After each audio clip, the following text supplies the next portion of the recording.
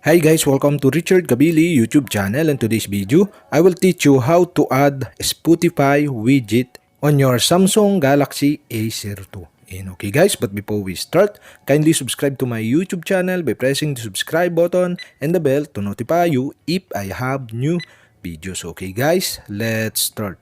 So okay guys, you all have to do is press and hold the screen on your Samsung Galaxy A02, and okay guys, below you can see the widget. Okay, you'll have to do is click widget, and okay guys, here in widget, okay, you can find the widget you want to add by scrolling to the left or to the right.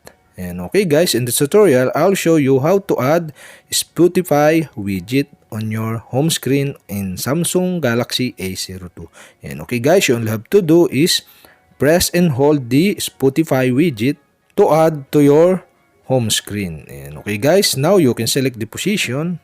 Okay, and okay guys, now we have successfully add the Spotify widget to your Samsung Galaxy A02. And okay guys, that's it. And if you have a question, kindly comment below. And don't forget to hit the subscribe button and the bell to notify you if I have new videos. Okay guys, thank you for watching.